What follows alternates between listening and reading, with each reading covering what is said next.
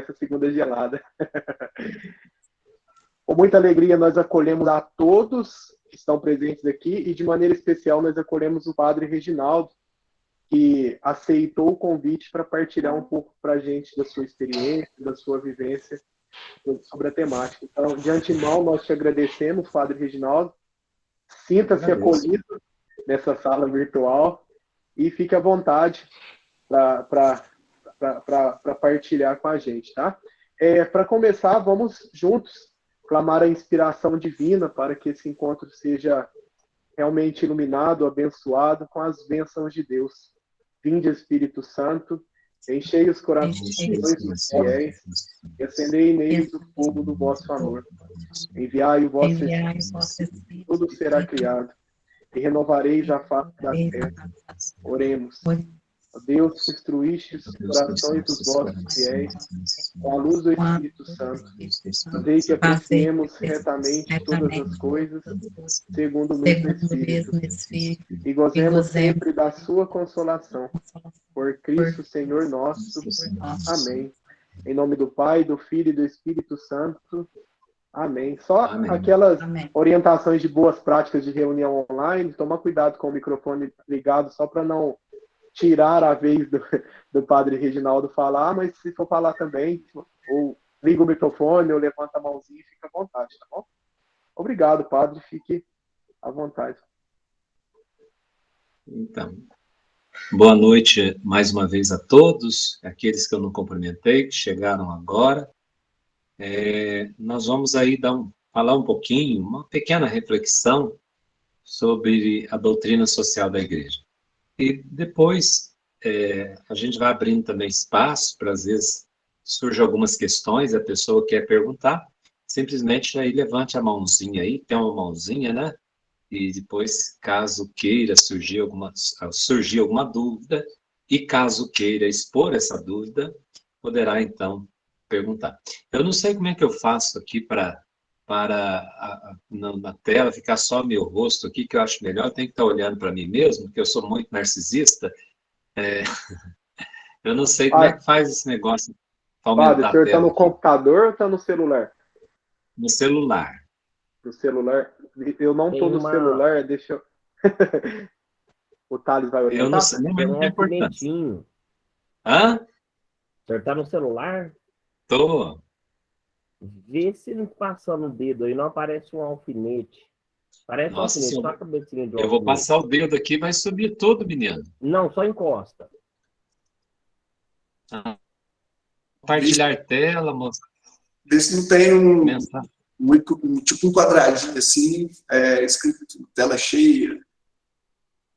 Compartilhar tela, não é essa, né? Não. Isso aí é quando vai apresentar slide. Isso.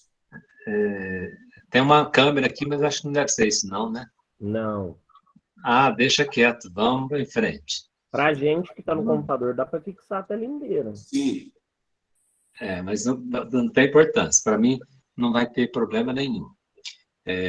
Isso não é o de menos. É que eu não sei muito mexer nesse negócio aqui, não. No meu aqui, se eu bato em cima assim da minha foto 2 vezes, ele já abre a tela para mim. Vamos tentar isso. Experimenta.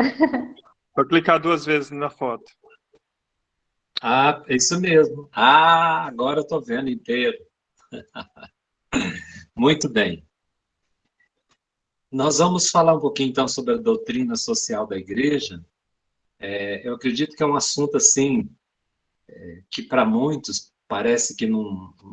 Para muitos leigas, e até para alguns padres, nós não tocamos muito nesse assunto de doutrina social da Igreja. Às vezes a gente fala um pouquinho sobre algum curso de formação, ou algum curso de catequese, mas às vezes a gente passa assim tão superficial sobre o tema que a gente não se dá conta da beleza e do ensinamento da Igreja que tem a ver com essas questões sociais das quais nos tocam todos os dias.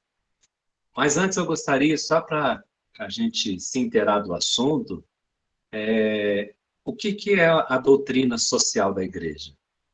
Que talvez muitos já saibam, mas é importante a gente ter uma definição do que é a doutrina social.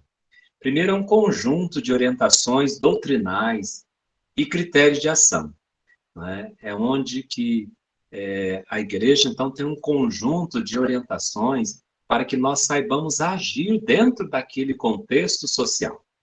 O cristão tem um jeito de agir dentro da sociedade. Isso é muito importante. Por isso que é uma doutrina, mas é uma doutrina que não nasce simplesmente do homem, do agir só do homem. Mas é uma doutrina que a nossa fé, ela é de caráter sobrenatural. E ontem, quem foi na celebração, participou da solenidade de São Pedro e São Paulo, quando Jesus elogia Pedro, dizendo que a revelação é divina. Então, é a partir da revelação, e essa revelação nós chamamos, dentro da teologia, de sobrenatural, não é? Que Deus, iluminado por algo sobrenatural, que toca o nosso interior, é que nós, iluminados por essa luz, agora nós conseguimos também ver a realidade onde nós estamos, onde o chão que nós pisamos, e a partir do Evangelho. Veja bem, nós vamos agir na sociedade, não é a partir da sociologia que nos ajuda. As ciências humanas ou as ciências sociais nos ajudam, elas nos auxiliam, mas não é a partir delas. Se nós formos a partir delas, nós vamos desviando do sentido que é realmente aquilo que nós somos chamados a agir, a partir de Cristo, a partir da revelação, de uma palavra revelada. E essa palavra é uma pessoa, e uma pessoa que se encarnou dentro de um contexto. Porque se nós pegarmos o Antigo Testamento, nós vamos vendo que o Deus que vai se revelando na história de Israel, aqueles que fizeram aí um estudo bíblico, sabem que aquele Deus que revelou a Israel é um Deus diferente. Diferente porque é um Deus que vai se utilizando de uma linguagem totalmente muito próxima, muito humana, quase confundindo com os sentimentos humanos. Se a gente pega o Antigo Testamento, nós vamos vendo um Deus que tem sentimento quase que humano, que sente raiva, que sente ira, que se entristece. É uma maneira de falar com que Deus vai assumindo de tal maneira aquele povo. Não é? Esse é bonito a gente ver, porque o Deus de Israel é um Deus que está comprometido com o seu povo. Aí nós vamos vendo os fundamentos também, alguns elementos lá do Antigo Testamento. Quando Moisés tem aquele encontro com Deus na sarça ardente e que Deus diz para ele, não é? Eu vi o sofrimento do meu povo. Eu ouvi e eu vi o sofrimento do meu povo. Veja bem, que Deus vai apresentando para nós características muito humanas e muito de proximidade. Proximidade de quem sofre. E não está ali simplesmente para ver. Deus não vê e fica insensível. Deus não escuta e fica insensível, mas ele ouve e vê, e agora ele precisa de uma ação humana para transformar aquela realidade humana histórica. Aquela realidade histórica precisa de uma ação humana, mas essa ação humana parte de Deus, parte primeiro de Deus. Não sei se eu estou me fazendo entender. Vem de cima, vem do alto, que chega ao coração humano, e o coração humano traduz isso por meio de ações. Por isso que a doutrina social, essas orientações doutrinais e critérios de ação, né? E ela se fundamenta na Sagrada Escritura. E para nós cristãos católicos, agora está na encarnação do Verbo, que é lindo quando nós pensamos que o nosso Deus se tornou tão próximo e Deus se revestiu da nossa natureza humana. Não só revestiu, mas usando essa expressão, mas Deus assumiu, melhor dizendo. Não se revestiu, mas assumiu a natureza humana. Assumiu a história com todos os percalços, vicissitudes da história. Deus assumiu essa história humana. E na pessoa do Verbo, na pessoa de Jesus, ele nasce dentro de um contexto histórico, político, social, cultural, e assume todo aquele contexto do qual ele viveu. E Jesus, durante 30 anos, viveu dentro daquele contexto cultural, aquele contexto social, aquele contexto econômico, aquele contexto político que envolvia toda a história humana. Então, quando nós falamos que a doutrina social da igreja, ela parte desse princípio divino, de Deus, da revelação, é para que agora ela possa se encarnar nas realidades naturais a partir de um elemento sobrenatural, a partir da fé. Então, nós queremos transformar a sociedade a partir da fé. Mas é muito importante também a gente ter bem claro que nós não vamos mudar nenhuma estrutura política, social, cultural, econômica, se antes o coração humano não for transformado. Isso é fundamental, porque às vezes a gente quer transformar o mundo, mas não deixa se transformar, tocar pela palavra. Vós sois o sal da terra, vós sois a luz do mundo, vós sois o fermento na massa. Mas isso tudo é de quem fez uma experiência muito profunda e pessoal. Porque senão nós vamos fazer política por política. Aí nós vamos viver uma politicagem que ajuda o outro, mas não tem a finalidade primeira, que deve ser a doutrina social da igreja, tem uma finalidade. E qual a finalidade da doutrina? O primeiro princípio da doutrina é justamente o bem do ser humano, né? Ou a vida humana, né? A dignidade da pessoa humana, que é a imagem de Deus, e ela tem seus direitos e tutela desses direitos que são inalienáveis, não é? Mas parte da revelação. E essa revelação primeiro transforma o coração. Como eu disse ainda há pouco, só voltando, se às vezes fica meio confuso, né? Vou lá e volto aqui, mas voltando lá em Moisés, fazendo essa digressão, novamente, nós vamos lá em Moisés, nós vamos ver que primeiro ele foi tocado, ele foi transformado pela graça de Deus, e para depois ele ir até o faraó. Assim também o Cristo, não é? Ele se deixou, ele embora sendo Deus, assumindo a nossa condição humana, ele viveu no meio daquela sociedade 30 anos, e depois ele foi agindo com seus discípulos e transformando, levando alguns elementos que são importantes para a transformação social, cultural, econômica daquela realidade da qual ele viveu. Muito bem. Então, a doutrina social, ela está fundamentada na Sagrada Escritura. E também nos Santos Padres. E o que nós entendemos por Santos Padres? Santos Padres, para nós, para aqueles que foram, ao longo da história, até o século V, os grandes homens que foram surgindo, os cristãos, doutores, que a gente vai chamando, é que eles foram, a partir da doutrina, da revelação, eles foram captando e ajudando-nos a organizar todo esse arcabouço da fé, esse tesouro da fé, a partir de heresias e de contatos com a história, com a vida. Por isso o cristianismo é uma religião que ela não foge da história. Nós não podemos fugir do mundo, irmãos. É aí que entra aquilo que Jesus diz no capítulo 17 de São João. Vós estáis no mundo, mas nós não somos do mundo. Agora, esse não ser do mundo não quer dizer que nós somos espíritos encarnados e que nós vamos viver fora da realidade social, política e econômica. Muito pelo contrário.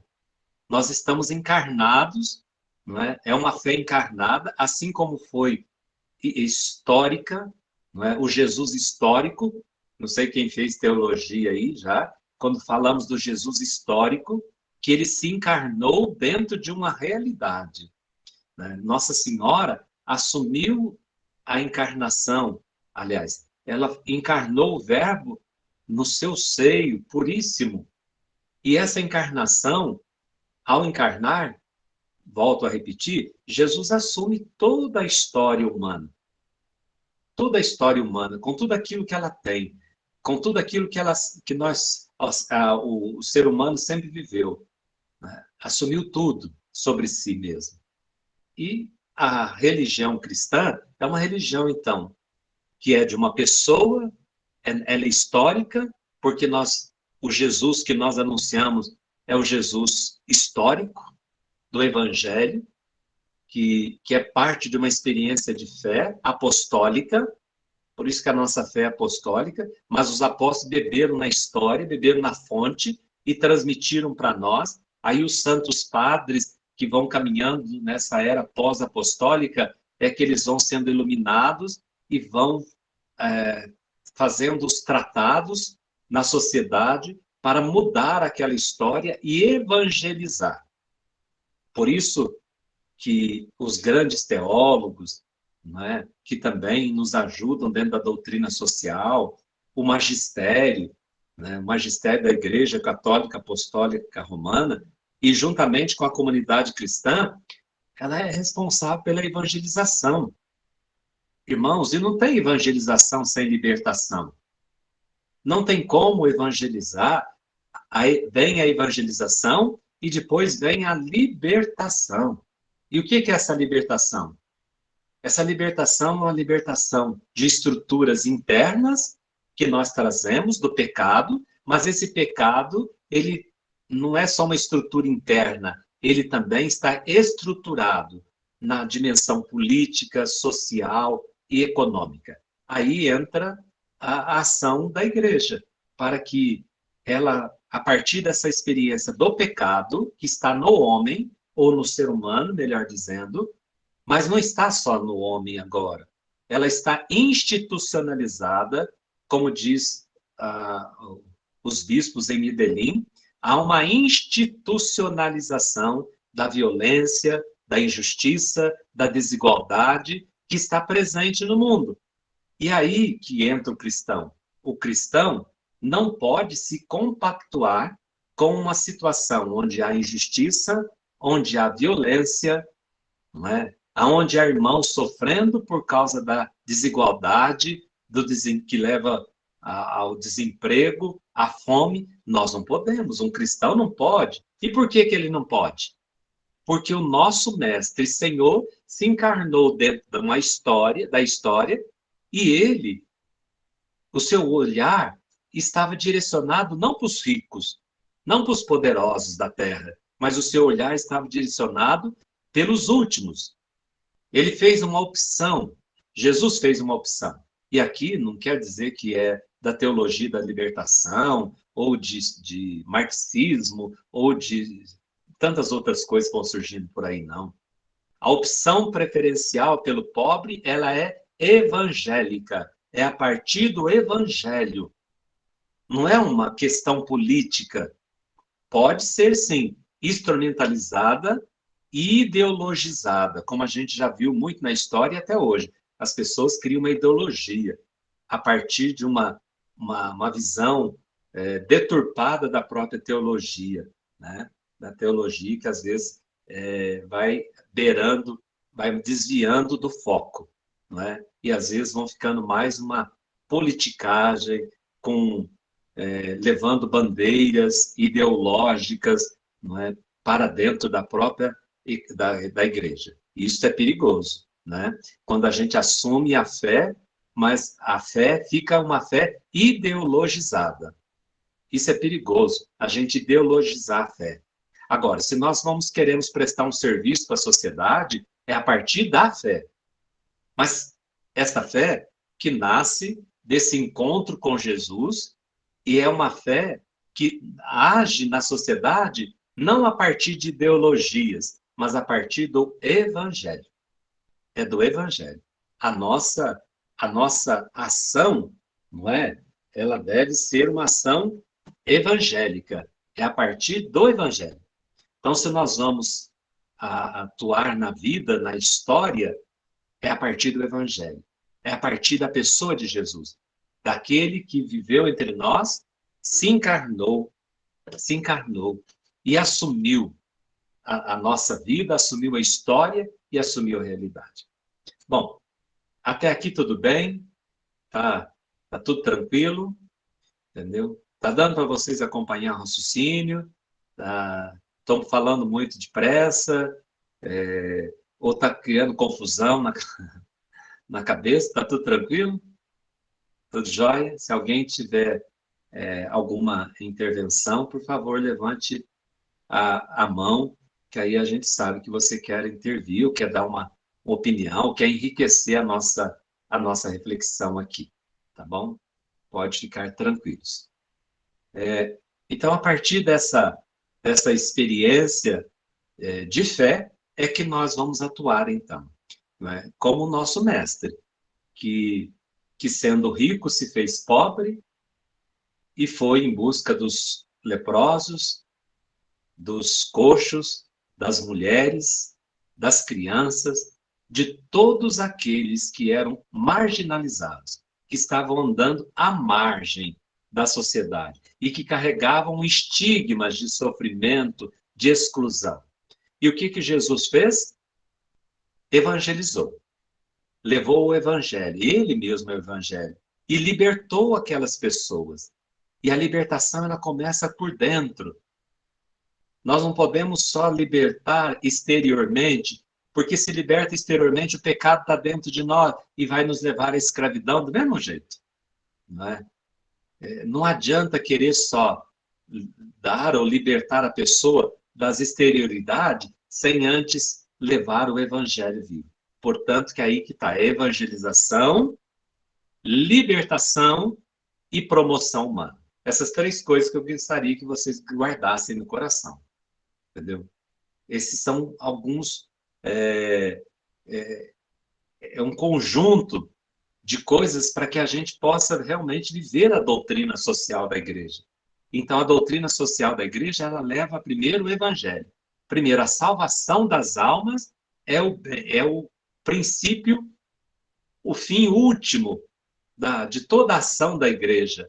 Toda a ação da igreja, ela visa a salvação das almas, a salvação das pessoas. E quando eu falo almas, entenda que eu estou falando alma, é a pessoa integral. Não estou falando alma aqui desvinculada, como se fosse um dualismo, corpo e alma. Alma aqui no sentido de totalidade, entendeu? De abraçar, levar, fazer com que a pessoa, na sua totalidade, na sua integralidade, ela possa experimentar a graça que Deus nos trouxe, a salvação. Porque Jesus não veio para salvar a alma, Jesus veio para salvar o ser humano. E o ser humano, ele é completo. Ele é completo. Não é? Ele é integral. Ele é corpo, ele é mente, ele é espírito, ele é alma. Ele tem uma dimensão profunda. Então, quando eu uso essa expressão alma, não estou dizendo aqui de coisas desencarnadas, mas estou dizendo a alma no sentido amplo. O ser humano. A nossa essência. Aquilo que o ser humano é. Né? E para que esse ser humano possa, de fato, experimentar essa salvação de Deus dentro da história que ele vive, aí entra a evangelização, e a evangelização ela deve levar à libertação interior e exterior. Libertar a pessoa dos entraves interiores, mas levar a pessoa também a ver as circunstâncias, onde o espaço onde ela vive, o local que ela vive, para que essa pessoa seja libertada. Se às vezes vive no meio de mentira, de injustiça, de violência, a falta de trabalho, a falta de moradia, a falta de educação, aí que entra. A libertação é fazer com que o ser humano atinja o princípio primeiro da doutrina social da igreja. E qual é o princípio? A dignidade humana. A dignidade humana.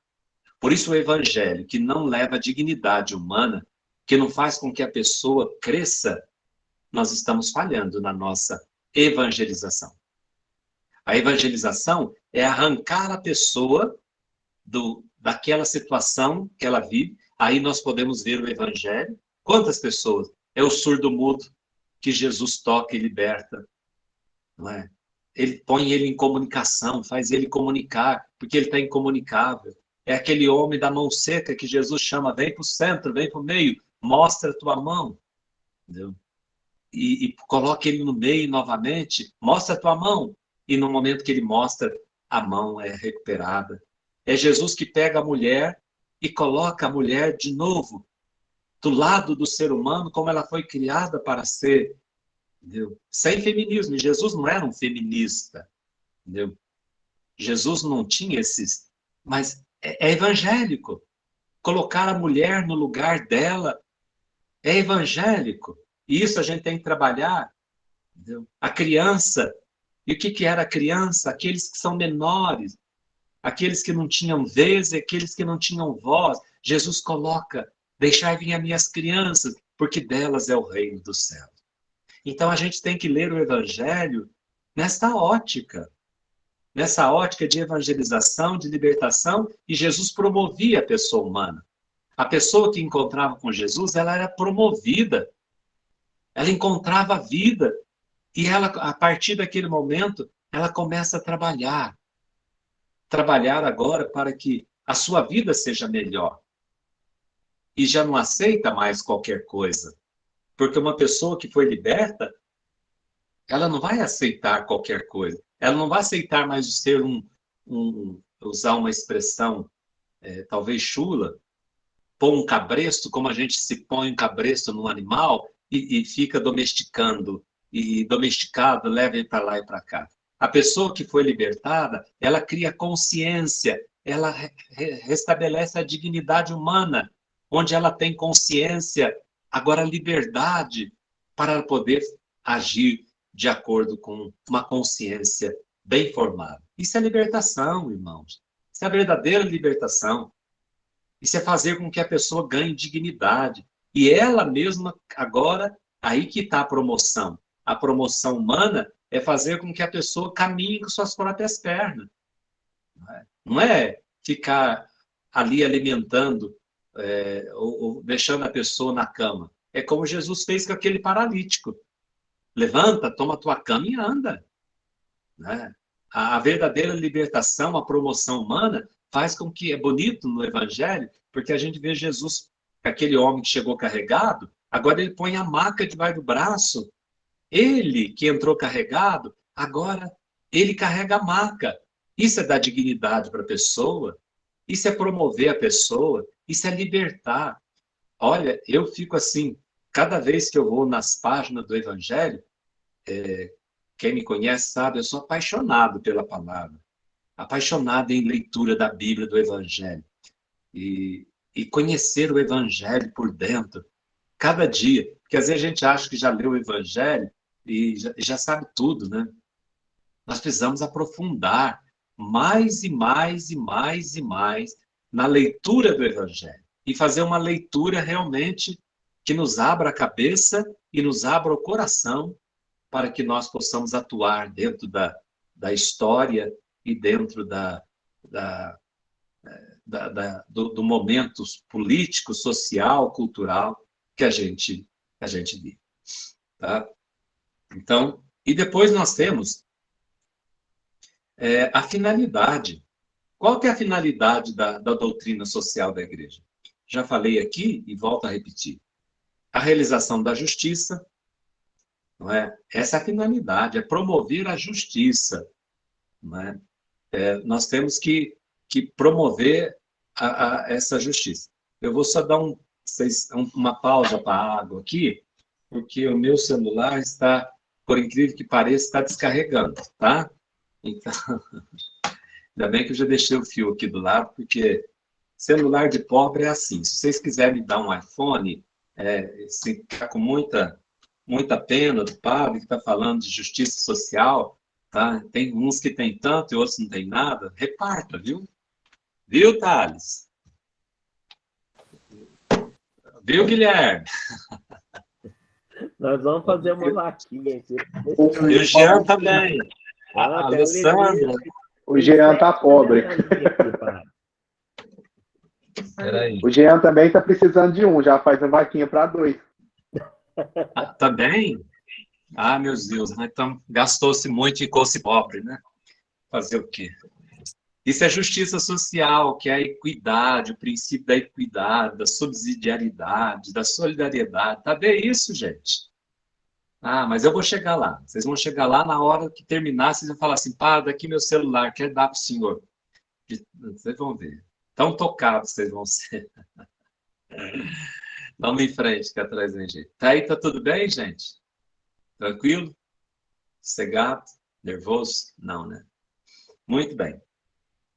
Então, a realização da justiça é promover a libertação total, integral, em sua dimensão, veja bem, na sua dimensão terrena e transcendente, que contribuindo para a construção do reino de Deus sem confundir, olha só que interessante, não confundir progresso terreno com o crescimento do reino de Jesus Cristo, que às vezes as pessoas confundem um progresso terreno, desenvolvimento terreno, com o crescimento do reino de Jesus Cristo, não é? Uma coisa está na outra, mas não confundir, porque tem muito dinheiro, como nós vemos em muitos países, que são países ricos, não quer dizer que o reino de Deus está ali presente, né? Não é porque tem muito dinheiro onde os países se desenvolveram, aliás, corre-se o risco, né? Aonde tem muito desenvolvimento, muita riqueza, pode ser que ali é onde falta Deus também. Não estou dizendo que seja que todo mundo tem que ser pobre, não. Pelo amor de Deus, hein? Não confunda isso. Não estou aqui fazendo apologia à pobreza e à miséria. Não é isso. Eu estou dizendo que, às vezes, a riqueza ela pode ser um impedimento para o crescimento do reino de Deus. Assim como aquele jovem rico. Vocês lembram do jovem rico? Quando Jesus o chamou, né? Ele diz, aliás, ele que chega para Jesus e dizendo, o que eu tenho que fazer para entrar na vida eterna? Alguns falam jovem, outros evangelhos falam alguém, um homem, né? E Jesus diz para ele, olha, cumpre os mandamentos. Olha, já tem cumprido. Não matarás, não roubarás, não adulterarás, e assim por diante. E Jesus olha para ele, quando ele diz que isso tudo já tem cumprido desde a mais tenra idade, Jesus então diz, vai, agora vende tudo que tens, dá aos pobres, e depois me segue. E diz os evangelhos que aquele alguém, ou aquele jovem, ou aquela pessoa, ela foi embora triste porque era possuidora de muitos bens. Então, os bens podem, às vezes, ser um empecilho para o reino de Deus, não é? Eles podem ser um sinal do reino, como eles podem também ser um antissinal. Um antissinal, quando eu não sei, crescemos em riqueza, em bens, mas criamos um muro para que a graça de Deus e a presença de Deus ali não chegue, não é? Nós estamos vendo em muitos países envolvidos. Tem muito dinheiro, mas hoje não se tem sinal do reino de Deus, porque não quer saber de Deus. As igrejas fechando, igrejas que se tornaram hoje supermercados, né, vendidos para, até se tornou salão de festas, as igrejas que a gente já viu em alguns países envolvidos, não vou citar aqui país, mas que a gente sabe que se tornou até salão de bailes. E igrejas que antes estavam ali para ser um sinal do reino. Então, é importante não confundir progresso terreno com o crescimento do reino de Jesus Cristo. E o que constitui a doutrina social da igreja? Primeiro, os valores evangélicos, né? Espero que vocês saibam quais são os valores evangélicos, né? Todo mundo aí sabe, já fez catequese, desculpe, tem até os coordenadores de catequese aí, perdão, né? Então, tudo aí. Vocês sabem quais são os valores evangélicos? Espero que todos saibam. Quais são os valores evangélicos, não é? Que a constituição da doutrina social, que constitui a doutrina, são esses valores evangélicos. E depois, a partir desses valores evangélicos, se faz uma análise da realidade. mediante o desenvolvimento da ação, que agora é uma ação que vai visar o quê? O resgate da dignidade humana. Resgatar a dignidade humana. Isto é a verdadeira doutrina social da igreja. Ela, lembra das 3 palavras que eu disse? Vocês se lembram? Está um bom professor aqui, ó. Evangelização, libertação, Salvação das almas. salvação das almas, a promoção humana. A salvação das almas é a finalidade última da evangelização, da libertação e da promoção da vida humana. Por que nós fazemos tudo isso? Para levar a salvação das almas, ou seja, a salvação da pessoa humana a essa experiência de amor do Senhor. Então, Eu estou escutando agora. Não? Agora ela colocou para escutar. ó, tem alguém... Que bom. Bom, eu vou voltar a algumas coisas aqui. Então, vamos lá. A mãe acabou de ligar. Liguei, Qual? liguei. Denir, você ativou novamente o microfone. Ué, mas sai pra lá, tira daí. Pera aí. Ó, eu vou até gravar para depois eu pôr eu não tenho TikTok, né? Pois. Pronto? Resolvido? Bom, quais os pilares? Os pilares da doutrina social da igreja. A inalienável dignidade humana. Né? Então, a dignidade inalienável da pessoa humana. Depois, a primazia do bem comum. A doutrina social da igreja visa justamente trabalhar para que o bem comum esteja colocado acima do bem individual. Isso não é negação do individual, mas do individualismo. O bem comum deve estar acima de qualquer individualismo. Agora, o bem individual também deve ser levado em consideração. Isso, terceiro, a destinação universal dos bens. Deus criou todas as coisas, não deu, porque tem muita gente que acha que Deus fez uns para ter mais e fez outros para ter menos e tem outros para não ter nada. Tem gente que pensa isso, né? Tem gente que acha que nasceu para ser rico. Então parece que tudo vai contribuir para ele ser rico. Coitadinho daquele outro, nasceu para ser pobrezinho, vai morrer na miséria. Entendeu? Não se esqueçam da parábola daquele homem Epulão e do pobrezinho Lázaro. Vocês se lembram dessa parábola? Que Jesus contou essa parábola? Que tinha um homem muito rico, que se banqueteava todo dia e estava com festas, dormia em camas de marfim, davam banquetes e mais banquetes todo dia. Muito bem. Mas tinha uma pessoa também chamado Lázaro, esse tem nome, o outro rico só é rico, mas não tem nome, é anônimo, e diz que o Lázaro só tinha como companheiro os cães, ou o cão que lambia suas feridas. E ele estava ali na porta da casa daquele rico, tentando comer as migalhas, mas nem isso o rico lhe dava. Mas chegou um dia que morreram, o rico foi enterrado e Lázaro foi para o seio de Abraão. E de lá ele pôde ver o abismo que ele tinha criado.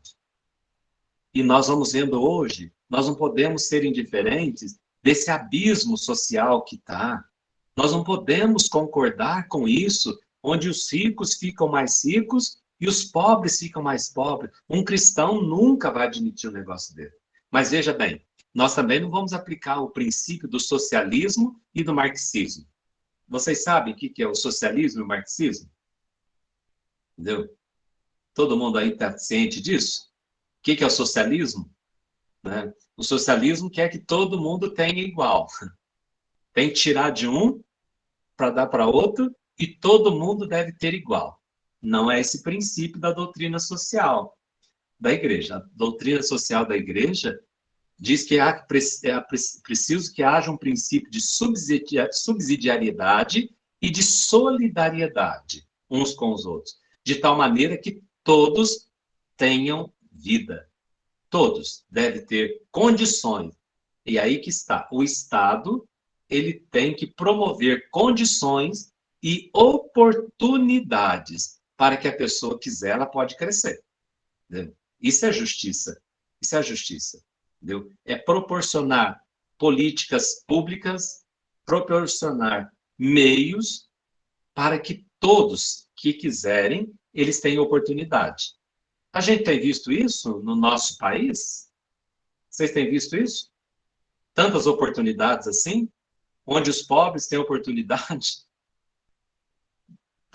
de ingressar numa faculdade, de disputar com os outros ali no mesmo pé de igualdade. Igualdade que eu estou dizendo não é igualdade de dinheiro, não. Eu estou falando igualdade de oportunidades. Nós estamos vendo isso? O Estado favorece isso? Aí a gente vai vendo a injustiça. Aonde que o pobre não tem uma música mundana, né? Fala mundana, vou usar essa expressão assim, não sei se é correto. Mas não tem o pobre fica mais pobre, não tem uma coisa assim? Cada vez, hereditária, quero me livrar dessa situação precária, não é assim? Não passa vergonha, não. Por quê? Você não lembra? Você sabe dessa música. Ele dançou muito essa música, viu, padre? Ele dançou essa música com graça, perdeu até os cabelos dançando essa música. Mas é uma música, mas é verdade. Essa música era das meninas, as meninas, não é? Não sei. Eu não sei. Meninas mesmo, Éder. Era isso mesmo. Aí, ó. Como é que é?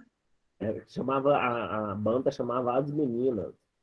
Tá vendo? O rico cada vez mais rico e o pobre cada vez mais pobre. Aí depois tem outra parte da música, eu não me lembro também agora. Eu só lembro que veio. É bom, xibom, bom, bom. Ai, ó, tá vendo? É bom, xibom, bom, bom. Socorro. Socorro. Você também já tá antiga, hein, filho? Já tô, minha filha. Os cabelinhos brancos não estão negando, não. Eu também sou dessa época. Graças a Deus. Graças a Deus. Louvado seja Deus, amém. Então, hoje a gente vê no nosso país, em outros países, onde que uma pequena porção, uma pequena proporção de gente que está rico e cada vez mais rico, e uma grande extensão de pessoas que ficam cada vez mais pobres. E nós vamos vendo aí um abismo, entendeu? E a doutrina social da igreja, ela visa justamente diminuir esse abismo que existe, entendeu? Mas não é agindo diretamente na política. Ela não vai agir diretamente na política, mas ela vai semear a semente do reino no coração das pessoas, para que as pessoas se convertam e, se convertendo, elas possam construir uma sociedade mais justa, mais humana, mais fraterna e igualitária. Entendeu? E isto é o papel dos leigos, entendeu? Porque é os leigos que estão no meio do mundo. Os leigos que estão ali nas escolas, nas universidades, e estão ali nos meios públicos, é para que eles sejam ali presença do reino. E assumam também posições dentro da sociedade, mas posições que possam favorecer a diminuição desse grande abismo social que a gente vive. Entendeu? Isso é função dos leigos, estar ali para poder trabalhar para que essas sementes do reino possam chegar até o coração, porque aonde a pobreza, aonde a miséria, e pobreza aqui eu não estou falando só pobreza econômica, há uma pobreza muito grande também, uma pobreza cultural, né? Porque o ser humano se alimenta também de cultura. Nós precisamos ter cultura. cultura nas nossas cidades, cultura no nosso estado, mas bens culturais, entendeu? Mas a cultura mesmo, estou falando que é a cultura que eleva a dignidade, que promove. Nós estamos vendo alguns tipos de cultura também que parece que rebaixa o ser humano, né? Então, o ser humano vive também, ele se alimenta da educação, da cultura, não é? Ele se alimenta também, claro, de bens econômicos. Então, há muito tipo de pobreza, não é? E muitos tipos de pobrezas por aí, e que nós não podemos, de forma nenhuma, nos fechar os olhos.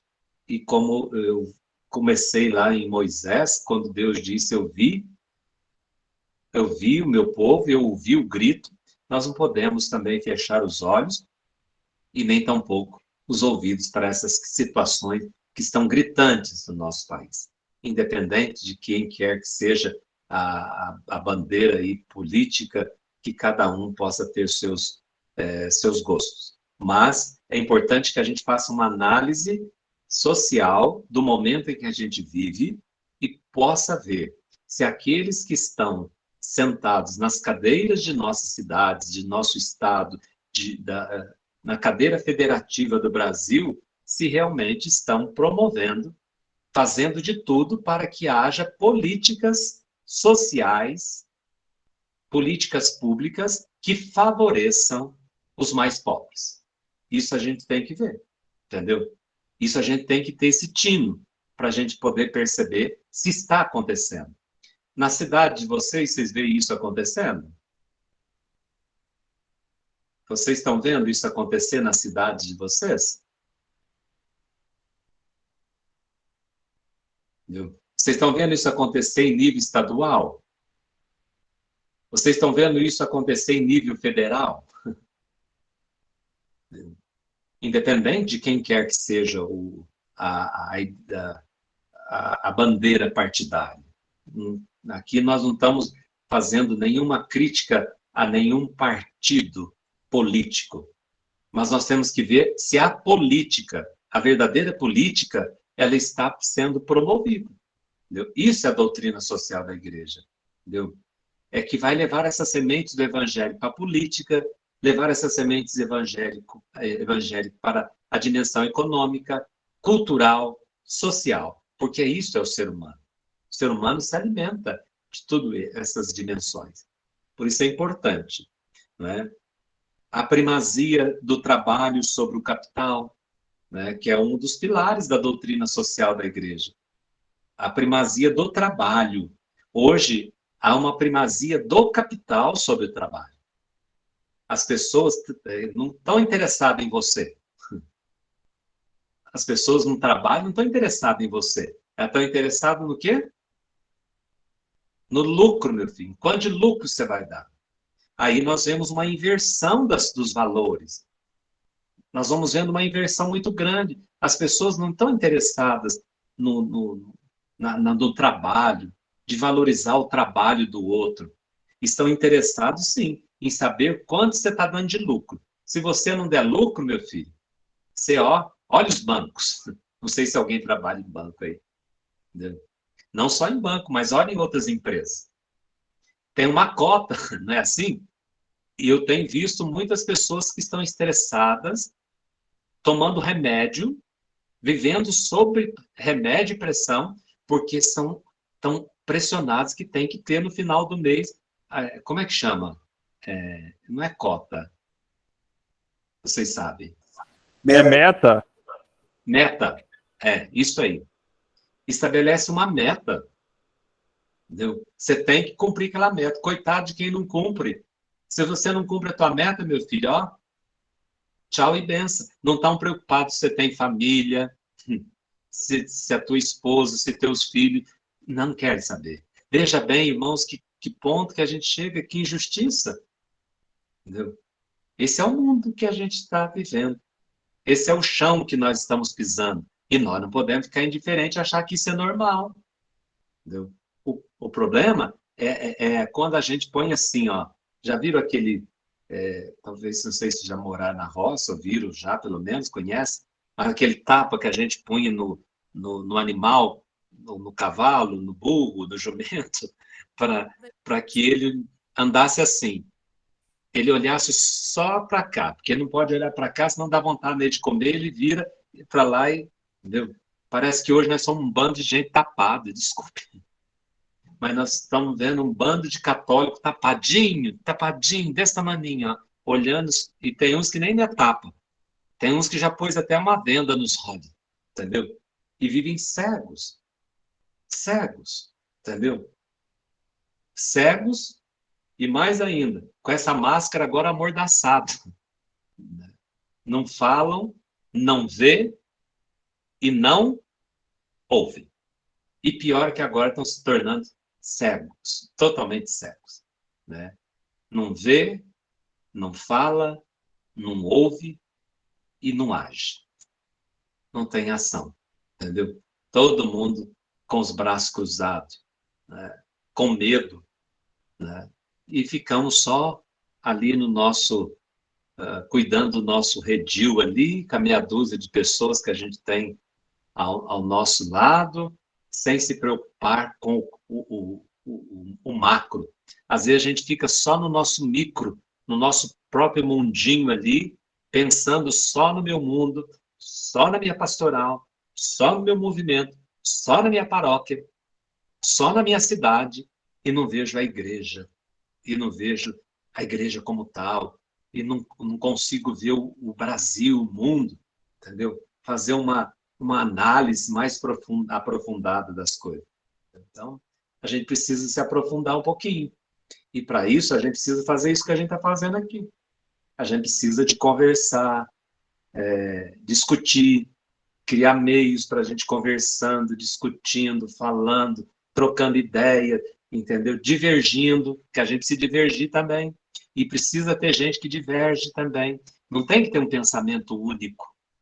E a pior coisa é quando se tem um pensamento único. Isso é perigoso. Mas divergir não quer dizer que eu sou adversário do outro, que eu não gosto do outro. Nós podemos divergir em pontos de vista, em opiniões, mas nós temos um ponto comum. Nós queremos o bem comum, o bem do povo, o bem do nosso povo, o bem daqueles que Jesus amou e se entregou a vida por eles. Principalmente daqueles que mais sofrem, daqueles que vivem à margem. Nós temos que nos preocupar com esse povo que vive à margem. Nós temos que ir, como diz o Papa Francisco, nas periferias geográficas. Nós não podemos ficar no nosso centro, e no centro do nosso mundinho. Nós temos que ir atrás das periferias geográficas desse mundo, e nas periferias geográficas da nossa cidade, entendeu? Nas periferias geográficas existenciais, que às vezes do nosso lado tem pessoas que estão sofrendo com dificuldade, e às vezes a gente não enxerga. Hoje nós vivemos um momento que as pessoas estão sofrendo dentro da nossa casa e a gente não percebe. As periferias geográficas existenciais também. E outro pilar seria o princípio da subsidiariedade, não é? Que esse princípio, já a própria palavra já diz, subsidiar. O Estado, ele deve colocar-se auxílio para auxiliar, para ajudar, entendeu? Aquilo que tem, para que a sociedade, esse princípio de subsidiariedade social, o Estado não interferir diretamente naquilo que não lhe compete, mas ele dar meios, subsidiar meios. Por exemplo, vou usar um exemplo concreto. A família. Vou pegar um exemplo aqui. A família. Hoje o Estado chamou para ele uma função que não é dele. Educar a família, formar a família. Entendeu? Isso não é função do Estado. Agora o Estado deveria subsidiar meios, ajudar para que a família possa ter condições dela poder viver e sobreviver. Entendeu? Isso é o princípio da subsidiariedade. Entendeu? Aonde que é função do menor, daquele local, ali eles devem criar condições para que ele possa... Um exemplo, o Estado tinha que subsidiar os os nossos municípios para que os nossos municípios tenham condições de dar condições de saúde, educação, cultura para aquelas pessoas que estão ali, entendeu? Porque é daqui que sai e vai para lá. Mas depois volta para cá e volta uma merreca. Entendeu? A gente manda um monte para lá. Os municípios mandam um monte para o Estado e para o Estado federativo e o estadual. Mas depois, na hora desse repasse, aí entra um outro fator, que eu não vou entrar aqui agora, mas a gente podia fazer um outro momento, aí entra a corrupção, né? Porque aí no caminho da federal vai ficando no bolso de um, chega no estado vai ficando no bolso do outro, e chega no município fica no bolso de outros. E o nosso povo? Aí fica sem atendimento no hospital, quem não tem dinheiro, e quem que sofre? Não é os mais ricos, porque o mais rico tem dinheiro, tem hospital particular, entendeu? Mas é o coitado pobre. Entendeu? Aí numa educação onde os nossos professores aí são mal remunerados, entendeu? Que não tem motivação nenhuma, se faz é por amor, mas sem motivação nenhuma, entendeu? E as nossas escolas todas sucateadas, porque também não dá condições para que os nossos alunos tenham condições, né? Aí não tem cultura, não tem lazer nas nossas cidades, aí a molecada tem que partir para a droga, entendeu? Porque não tem escola que pudesse ficar com essas crianças integralmente, entendeu? E que desse condições de profissionais, não só professores, mas condições profissionais para que essas crianças tenham condições de ficar ali naquela escola, ser bem cuidada, alimentada, entendeu? Bem tratada, para ser devolvida para a família e depois com uma outra cabeça. Aí sim, entendeu?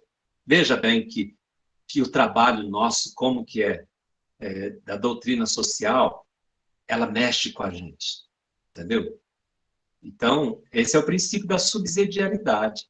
E depois nós temos o princípio da solidariedade. O princípio da solidariedade é aquele que tem mais, ele tem o dever de ajudar aquele que tem menos. Entendeu?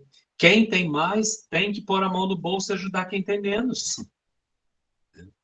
Isso é uma questão de consciência, mas também um mecanismo social. Aqueles que estão no governo devem criar um mecanismo social de tal maneira que aqueles que têm mais, que ganham mais, possam também ter condições de ajudar aqueles que têm menos.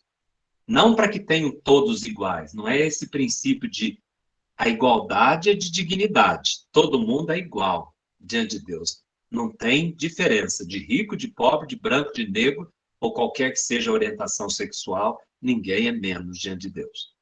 Todos são iguais. Mas a gente precisa dar o princípio, criar um princípio que a gente chama de equidade. E o que é o princípio da equidade?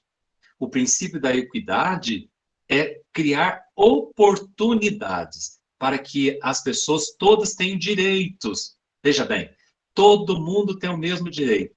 Mas parece que no Brasil tem um cidadão que é mais cidadão que os outros, né?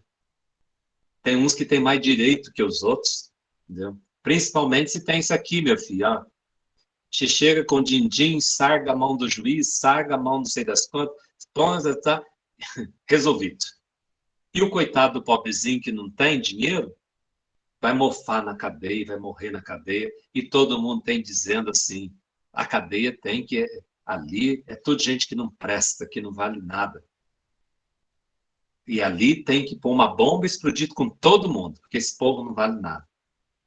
Olha, não vou nem me prolongar, porque senão eu fico indignado com algumas situações que eu vejo, e eu fico muito, quem me conhece sabe que eu fico indignado com algumas situações, entendeu?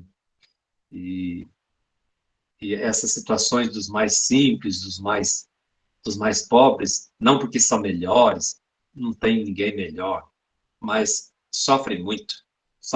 Isso me toca muito o coração, de ver o sofrimento de irmãos que é igual a mim mesmo, tem a mesma dignidade minha de filho de Deus, e passando, sofrendo e chorando por causa de injustiças, de mentira, de violência e de falta de oportunidades nessa vida. Eu acho que nós não podemos fechar os olhos para isso. A gente tem que abrir, e aí que está o estudo da doutrina social da igreja. Tá bom? Não vou me estender mais, eu tenho depois outras vezes, se quiser, eu posso continuar com o assunto, entendeu? Porque eu acho que você já deve estar cansado de ouvir essa voz, né? Essa encheção de saco aí, né? Mas depois, se quiserem um outro momento, nós podemos continuar o nosso assunto, fazendo aí um debate, um debate que eu digo assim, uma conversa para a gente poder conversar à luz da doutrina social da igreja, à luz da doutrina. Não é fugir de senão cada um tem as suas ideologias aí, mas não quero aqui nenhuma ideologia, mas que a nossa princípio seja o princípio evangélico mesmo, por causa do evangelho. Né? E por causa do evangelho é que nós vamos ao pobre, por causa do evangelho, não porque o pobre seja melhor do que o rico, não é isso, e se nós vamos ao rico, é para que ele ajude mais ainda aquele que mais precisa, os mais pobres. Entendeu? E que a gente tenha um olhar também, não só para ver o pobre materialmente falando, mas que tenha um conceito de pobreza também um pouco mais amplo. As pobrezas que existem nas nossas paróquias, as pobrezas que existem nas nossas cidades, que a gente seja capaz de detectar. Pobreza cultural, nós precisamos levar a cultura. A pobreza, a ignorância na educação, nós precisamos promover realmente as pessoas para que tenham conhecimento, entendeu? Só o conhecimento é capaz, a educação é capaz de transformar. Por isso que é Deus e o conhecimento de si mesmo que pode levar a uma mudança social. Entendeu? Então, a partir de Deus, conhecimento de si mesmo, é que nós vamos interferir, nós vamos tocar na realidade. E a pobreza também, e em tantos outros aspectos, nós vamos vendo hoje, né, as situações que nos tocam, e nós não podemos ficar com os olhos vendados, amordaçados na boca, e principalmente com os ouvidos tapados, para não ver e não ouvir e não sentir o clamor de Deus, que clama no coração de cada um que sofre. É Deus que clama, e é Jesus que está ali. E todas as vezes que fizeste isso ao menor dos meus irmãos, foi a mim que fizeste. Quando foi, Senhor? Eu estava com fome e você me deu de comer. Eu estava com sede e você me deu de beber. Eu estava doente e você foi lá, me ajudou, me socorreu. Eu estava na prisão e você não ficou lá me criticando, você foi lá me visitar, você estendeu a mão para me recuperar daquela situação. Entendeu? Eu era estrangeiro, peregrino, migrante. Cheguei na tua cidade e você fechou, você me acolheu. Entendeu? Abriu a porta para me acolher. Não fez pouco caso de mim, como se fosse uma coisa, com medo de mim. Entendeu? Quando foi, Senhor, todas as vezes que fizeste isso ao menor dos meus irmãos, foi a mim que fizeste. Isso é a doutrina social da igreja, irmãos. É ter essa sensibilidade do bom samaritano, que vê o irmão caído, não quer saber se a orientação sexual dele, qual que é, se ele é branco, se ele é negro, se ele é amarelo, se ele é azul, não quer saber. Se ele é muçulmano, se ele é budista, é uma pessoa que está caída, a dignidade humana. Isso é a doutrina social da igreja. Isto é evangélico. Esse é o princípio evangélico que deve mover o nosso coração.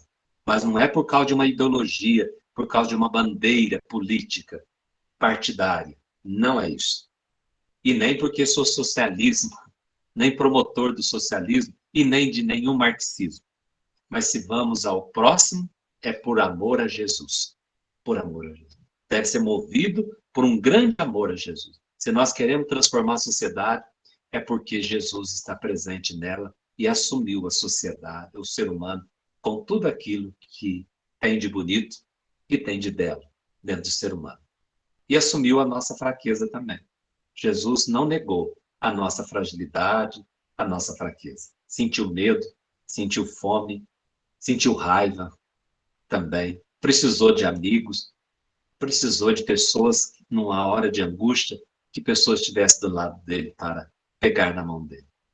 Então, a doutrina social da igreja é uma doutrina que encarna a fé na realidade que nossos pés tocam. E esse mundo de hoje, nós precisamos de muitas pessoas que realmente sejam cristóforas, que possam levar Cristo, ser portador de Cristo, né? Para que possam realmente levar Cristo consigo no coração, nas palavras, nas ações, nos gestos, apesar de carregarmos, apesar dos nossos pecados. Então, que Deus nos ajude a sermos sinal, nem que for um palito de fósforo, mas um sinal da graça de Deus, para levar alegria para quem sofre.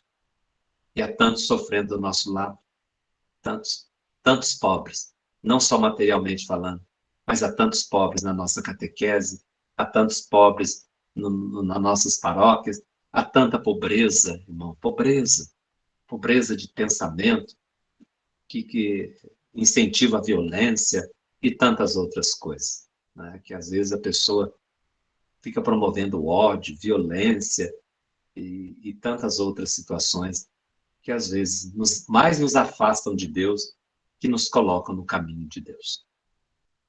Bom, eu não vou me ater mais, que o meu tempo, eu fui contratado só para esse momento e estou ganhando só para falar 1 hora. Passou de 1 hora, aí o din-din já dobra, tá bom? E essa palestra não é qualquer um que tem dinheiro para pagar, não, é muito caro, entendeu? Mas vocês, como vocês são muito ricos, vocês estão pagando. Mas aqui eu me encerro, deixa os outros assuntos, se vocês quiserem. Eu tinha preparado aqui também para a doutrina social dentro da Bíblia, do Antigo Testamento, do Novo Testamento e outras coisas, mas acredito que eu consegui fazer uma breve síntese de tudo aquilo que eu preparei para falar com vocês. Ô, Tá Padre. Obrigado pela paciência de vocês. Ô, Padre, aqui nós trouxemos 5 pães e 2 peixes. Não sei se vai dar. Dá, pode ter certeza, vai ser uma multidão que vai comer. Isso se você pôr na mão do Thales e do Guilherme, pode ser que eles comam tudo e não reparem. Eu acho que não dá não, viu, Padre? Não vai sobrar nada, viu? Olha. Nem precisa passar pelo Guilherme, só que já acaba. Olha.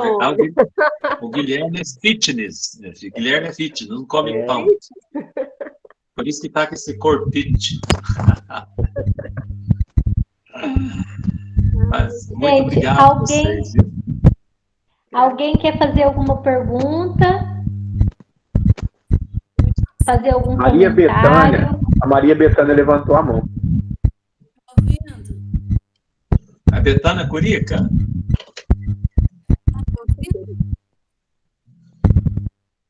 Vocês estão ouvindo? Estamos. Lá do seu áudio, mas agora melhorou um pouquinho.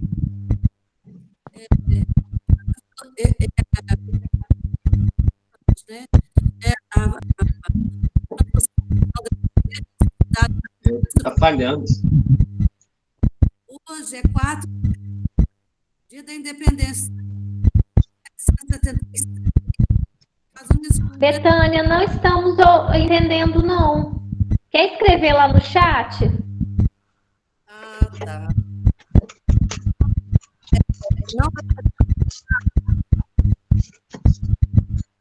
Ô, Lu, eu acho o microfone da Lúcia que está com problema.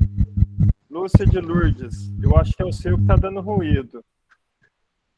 Aí, agora vai dar. Fala, Betânia. Fala, Betânia. Agora eu acho que vai dar.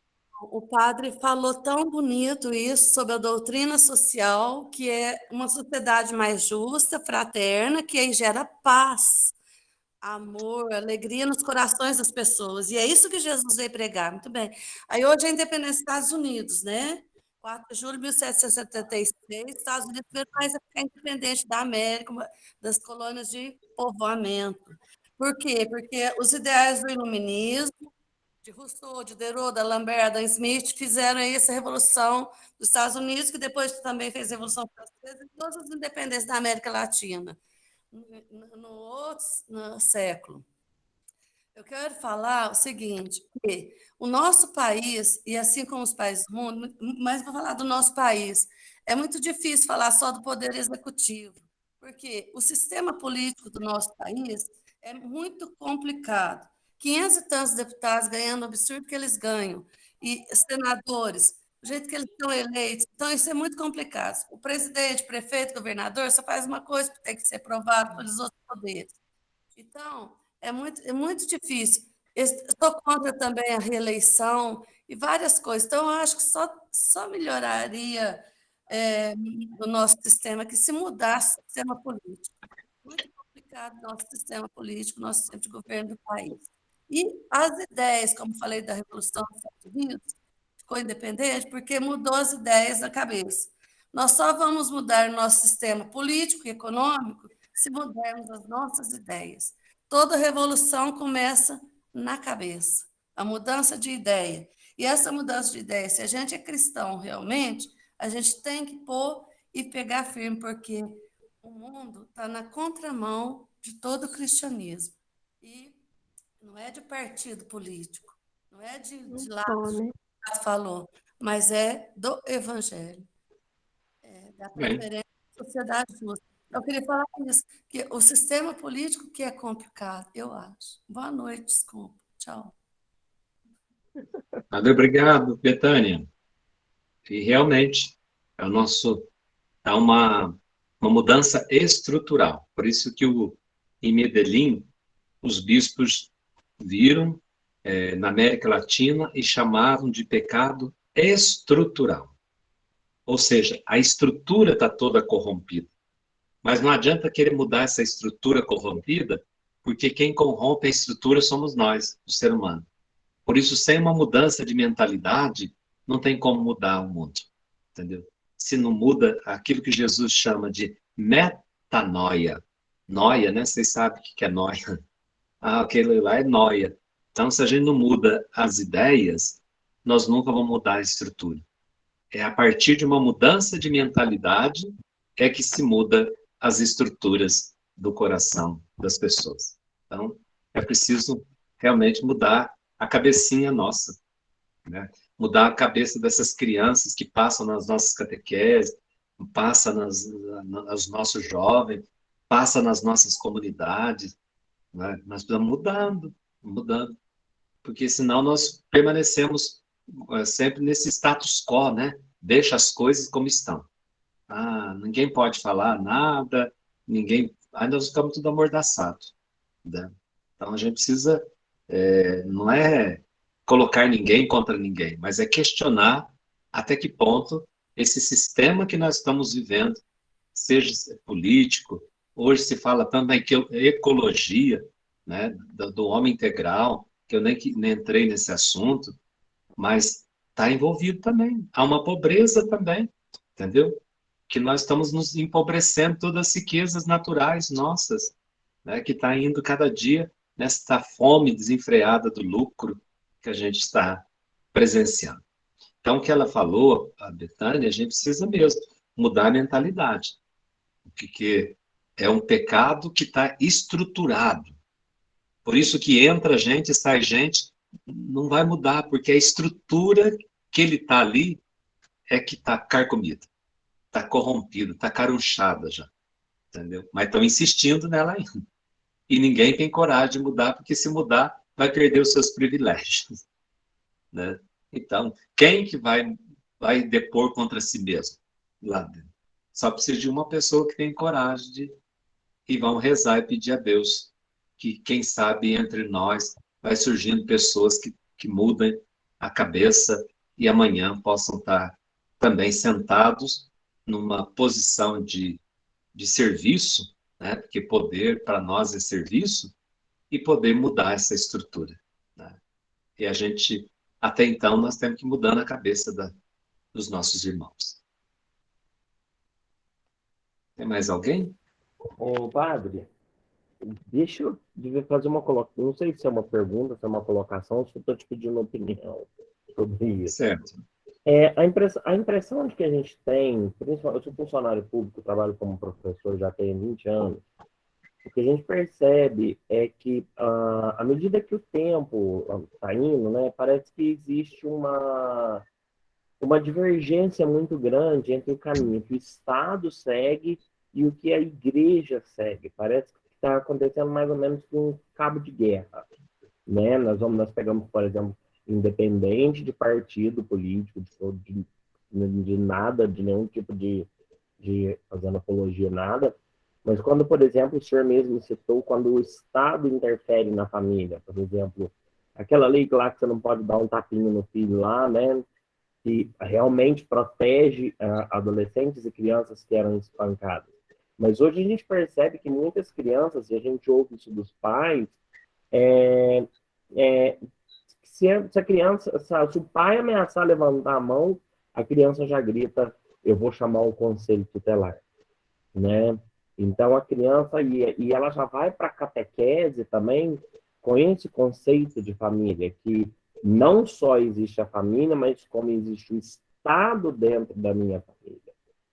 E além disso, né, ainda envolve outros tipos de políticas públicas que não são sociais, mas que elas são muito mais em questões de assistencialismo político para manter, igual o senhor falou, né, aquela coisa, aquele cabresto dentro da família, né, a partir de programas aí que são necessários, mas que por algumas pessoas usam isso como um meio de sobrevivência, né? Deixa aquilo que é importante, mesmo que você ofereça aquela dignidade do ser humano, que é o trabalho, né? Quando a gente vem falando de trabalho, dignifica o homem, e ela deixa disso, ela deixa de ter a dignidade dela, porque o Estado interfere e se coloca à disposição para que aquela dignidade não aconteça. E aí fica muito difícil aí o papel da igreja, né? Porque se a igreja vai falar, não é bem por aí, acaba sendo atacada de alguma maneira, né? A gente sabe que ataques à igreja acontecem o tempo todo, por qualquer coisa que a igreja faça, vem aí a linguarada, né? De quem não entende, de quem não está por dentro, né, do que a igreja faz, de quanto a igreja realmente ajuda. Sim. Como que fica? Porque acaba, na minha cabeça, caiu se embaralhando um pouco, né? Até onde a gente pode crer que a dignidade está sendo usada, aquilo está sendo usado de uma maneira coerente, útil e cristã, e até que ponto aquilo ali está sendo usado de maneira que eu percebo, na maioria das vezes, de uma forma deturpada. O que nós vemos, Thales, nós vemos assim, um enfraquecimento da igreja, da família, e uma valorização, uma supervalorização do Estado.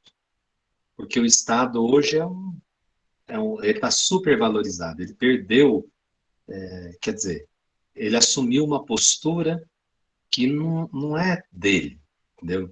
E foi enfraquecendo. E com isso, né, e você sabe que onde tem um que manda, os outros ficam todos subordinados ali. Quer dizer, o Estado não deu condições, aquilo que eu digo do princípio da subsidiariedade, não deu condições para que a família pudesse se estabelecer. Muito pelo contrário, enfraqueceu a família. A família hoje foi enfraquecida. Aí foi entrando outras coisas no meio da família. Vem divórcio, não é? O divórcio foi enfraquecendo a família, desmantelando a família. E se nós quisermos uma sociedade onde o Estado tem força, é só desmantelarmos a família que a gente vai vendo. Entendeu? E aí a igreja também perde a força, porque a força da igreja, que ela não está ali para se estabelecer, como ela já fez no passado, de ser a mandatária política, a igreja já fez isso e se deu mal, né, na história, né, já assumiu e viu que não é esse o caminho, e isso não é nada evangélico. Agora, hoje, ela interfere, tenta dialogar com a política e dialogar com as diversas ciências, dialogar com diversas formas, entendeu? Para ver se nós encontramos um meio termo. E acreditando e apostando naquilo que a gente tem de mais sagrado. A vida humana, que ela defende a vida humana de unhas e dentes, e a defesa da família. Entendeu? Aí que a gente tem que defender realmente a família, o princípio da família, de onde que nasce a família, se é que a gente quer reestruturar a sociedade, não tem outro jeito, se não passar pela dignidade humana e pela reestruturação da própria família, para que a família faça como aquilo que o João Paulo II já dizia, né? Família, torna-te aquilo que tu és. Né? A família tem que voltar para o seu lugar que é dela. E o Estado ocupar o lugar que é dele. Mas hoje, ele ocupou o lugar, está ocupando todos os lugares e não é dele. Entendeu? Vai chamando uma responsabilidade para si e tirando a autoridade dos pais. E depois devolve para os pais aquilo que chama para si a responsabilidade, depois não consegue, não tem estrutura para manter esses jovens, que aí ele vira às vezes um delinquente, e depois devolve para a família e para a sociedade de novo, entendeu? E devolve, depois não sabe o que faz, e vamos criar cadeias. E vamos criar mecanismo depois de repreensão. Entendeu? Veja como que está fora, que está um desequilíbrio social muito grande. Que ninguém está cumprindo a sua função. E aí que está o princípio de subsidiariedade, é cada um cumprir a sua função. A família cumprir a função dela e o Estado dá ajudar e auxílio para que a família viva de acordo com aquilo que realmente ela é, entendeu? E a família automaticamente contribui com o Estado também para que haja harmonia social. Então, parece meio confuso, né? Mas e a gente vê também que a igreja ela precisa ir ocupando o espaço que é dela. E quando ocupar o espaço que é dela, eu estou dizendo assim, que não é que se impor, mas ela também ser capaz de assumir uma postura de anúncio e de denúncia. A igreja ela tem esses dois viés. Ela anuncia, mas ela também denuncia. Ela precisa denunciar. E essa denúncia, meu filho, aí entra a vocação dos profetas. No momento que você denuncia, pode ver que tua garganta vai beleléu, que a gente tem visto tantos mártires. Entendeu? Ou, senão, eles te anulam na rede social. Entendeu? Eles vão te anular. Entendeu? Literalmente, eles te matam hoje pela rede social, que a mídia cai em cima e você te esculacham e você é alijado de tudo e de todos. Não arruma serviço e tá. Então, por isso que às vezes aí vão amortiçar, vai te dando uma mortalha. Entendeu? Então, aí que está a coragem de ser cristão, né? Qual é a nossa opção? Nós fizemos opção por Cristo ou opção pelo mundo? Opção pelo Evangelho ou opção para agradar as pessoas, a opinião das pessoas? Tem hora que a gente tem que não se colocar numa atitude de violência, não é isso, mas numa atitude de contrária. Eu não concordo com essa ideia e deixo a minha posição bem clara. Isso é missão nossa. Agora, alguns vão aplaudir, mas a maioria vai te degolar. Entendeu? Essa é a missão da igreja mesmo. Ô padre, e uma coisa que eu falo sempre, né? Qual que é a instituição, a primeira instituição criada por Deus? Família. Sim. Né? A família é a primeira instituição. E às vezes a gente cobra tanto das instituições lá de fora para dar um suporte para mim. E como é que está a minha primeira instituição aqui na minha casa? Como é que está a minha família? Então eu penso assim, sabe? Que para a gente resolver o problema do mundo, eu tenho que resolver o meu problema primeiro. Para mim começar a resolver o problema das instituições lá fora, eu tenho que resolver o da minha. Como que está a minha família? E para a gente resolver o problema das famílias dos nossos catequizandos, que são muitas questões nesse pós-pandemia e tudo mais. Como que está aqui em casa? Isso. Então, eu acho que a gente tem que voltar primeiro, de novo, à primeira igreja. A igreja doméstica, a igreja casa, a igreja aqui. O meu próximo é quem está mais próximo, né? É meus filhos, é a minha esposa, é a minha família. Eu, com essa igreja doméstica forte, eu acho que é isso que a igreja está tentando fazer agora. O Papa está pedindo tanto uma igreja em saída, uma igreja evangelizadora, né? Ele está pedindo tanto. E essa função, gente, é nossa como catequista. De evangelizar e de dar exemplo de família. Exemplo de família. É uma luta contrária, mas vale a pena. O Éder, às vezes eu sei que você tem que conhecer seus filhos, e às vezes é até difícil. Esses dias eu estava com um livro de 8º ano, e ele é do Ministério da Educação, é do governo federal. E tinha um texto sobre ideologia de gênero, e no estado de São Paulo, não sei se você sabe, mas se você se considera menina, tanto faz o dia, a hora e o momento. Você pode ir no banheiro de menino, de menina, isso aí está liberado total no estado de São Paulo. E você pega uma criança de 8º ano, 12 anos, ela vai ler aquele texto ali e ela vai levar aquilo da escola para a família e ainda faz uma bagunça, porque a escola é aquilo que ensina o certo, né? E leva para casa. Nessa bagunça ideológica. Faz um banheiro feminino, masculino e um misto. Olação? Sem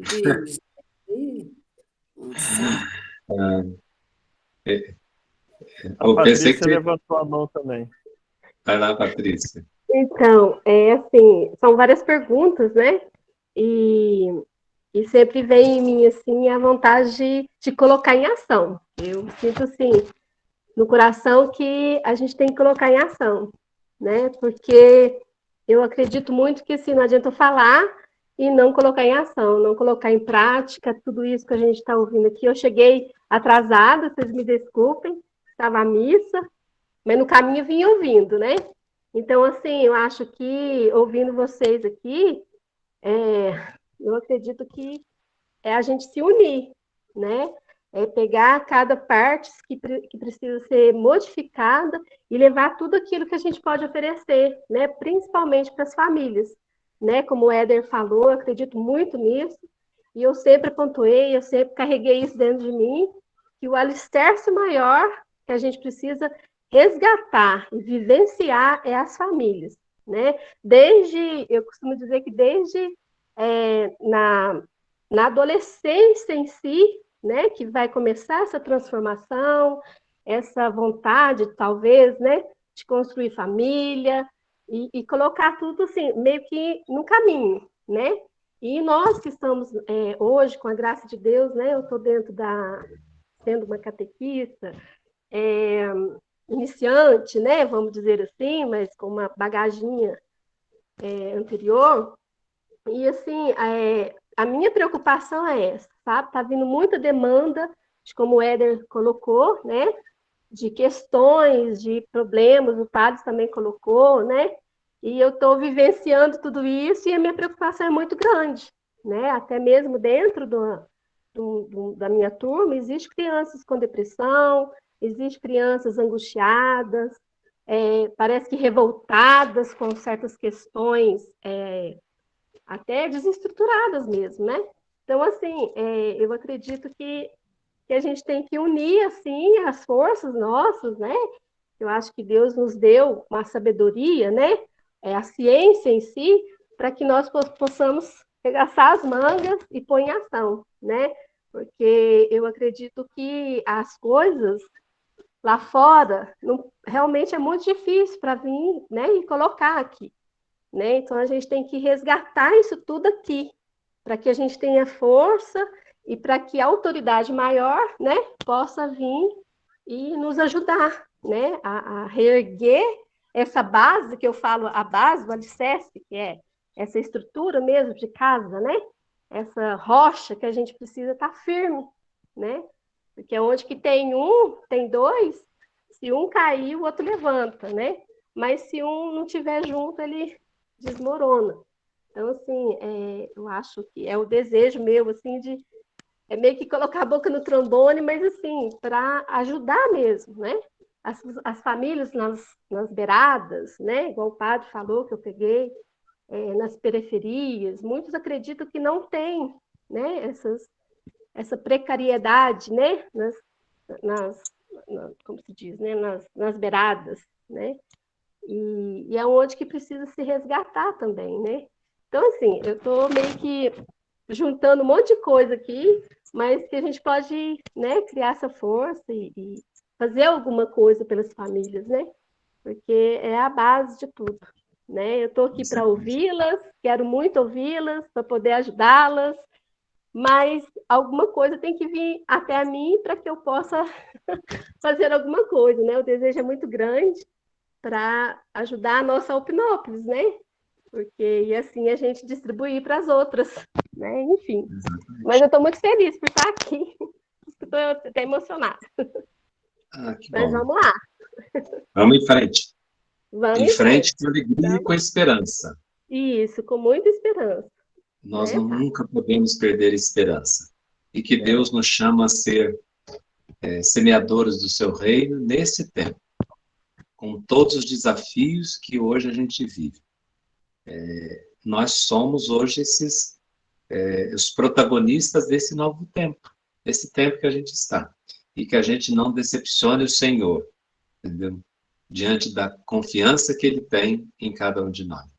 Apesar de nós não sermos, talvez a gente não se julgue um grande instrumento por causa das nossas debilidades, e gostaria até de ser melhor, mas não consegue. Mas cada um de nós, como dizia Teresa de Calcutá, é uma gota, né? É uma gota do oceano, porque o oceano, dizia ela, ele é feito de gotas, né? Então, que eu seja uma gota, você uma gota, o outro uma gota, e juntando essas gotas nós vamos formando, assim, já uma cascata, né? Então, que a gente não desanime e que o Evangelho seja vivido, que a gente ponha o Evangelho em prática, entendeu? Em prática no nosso trabalho, em prática principalmente, como dizia o Éder, né? Éder.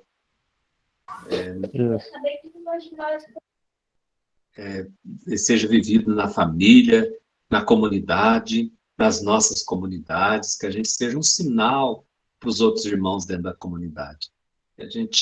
Porque ali a família nossa é aqui, mas tem uma família maior que a igreja. A igreja é a nossa família também. Entendeu? E que a gente viva isso como um testemunho para o mundo, que ali também é a família, onde que a família se alimenta, onde a família tem a palavra, a Eucaristia, a confissão, que tem a força necessária para que a família possa viver lá dentro da sua casa, na micro, aquilo que buscou lá no macro, que é a família maior. E depois, dentro da sociedade, que é um universo de tanta pluralidade, de pluralismo cultural, multicultural, que a gente tenha coragem de dar o nosso melhor para Jesus, dar o nosso melhor para a igreja, dar o nosso amor verdadeiro para a igreja, tá bom? Bom, que Deus abençoe vocês, obrigado pelo convite que a mim foi feito, espero que eu tenha podido ajudar alguma coisinha, né? Pelo menos acrescentado uma coisinha, pelo menos com a paciência de vocês de poder ouvir, já cresceu, porque quem exercita a paciência já cresce também, espiritualmente, né? Que Deus abençoe muito vocês. Obrigado pelo convite. Nós é que agradecemos, Padre Reginaldo, foi muito bom, com certeza ajudou bastante, e eu acho que assim, tudo que, né, o senhor falou, com a contribuição de cada um aí também que falou, acho que o principal que a gente pode levar dessa formação é promover, né, a justiça. E nós, enquanto catequistas, né, e cristãos, a gente pode muito, né? no encontro de catequese com crianças, com jovens, a gente pode ajudar, contribuir lá com a nossa parte, com a nossa gotinha. Então, que a Isso luz do mesmo. Espírito Santo, né, possa nos ajudar, nos iluminar, para que a gente consiga, né, a cada dia da nossa vida, contribuir, promovendo a justiça, levando o amor. E muito, Isso. muito obrigado. Deus continue abençoando o senhor. E pode ter certeza que outras vezes nós vamos convidar, nós ainda vamos molar muito o senhor, viu? Eu estou à disposição. Quando precisar, será sempre um prazer, viu? Muito Agora eu dou a obrigada. bênção para vocês, que Deus invoca a bênção de Deus sobre vocês, sobre a família de vocês, o trabalho, e pedimos a Deus por aqueles que estão desempregados, por aqueles que sofrem, pelas famílias que passam por dificuldades, pelos filhos que às vezes não têm o amor do pai, o afeto dos pais, e pelos pais que às vezes veem seus filhos já perdidos nesses descaminhos da vida. Nós pedimos ao bom Deus que nos ilumine e nos dê condições de ajuntar os cacos que às vezes Deus vai colocando na nossa vida para fazer um vaso novo. O Senhor esteja convosco. Ele está no meio de nós. Que desça sobre vocês a bênção de Deus Todo-Poderoso, Pai, Filho e o Espírito Santo. Amém. Amém. Fiquem com Deus e Amém. até a próxima, se Deus quiser. Amém. Abraço. O senhor também fique com Deus. Boa noite, gente. Boa noite. Boa noite. Obrigado, padre. Até mais. Um abraço, um beijo e um queijo para vocês. Amém. Beijo, beijo. Aqui, era para ser 1 hora só, mas foi 2, padre. Mas o Guilherme Contales vai pagar essa hora extra aí, viu? Obrigado. É bom você lembrar que eu Ele quero não falou receber já nada, amanhã. né? Porque eles estão Amém. assim, Guilherme né? Contales, Tá padre. observando. Esses dois são miseráveis, não abre a mão nem para dar benção, esses dois Ai, miseráveis. você vê. Opa, E com Deus.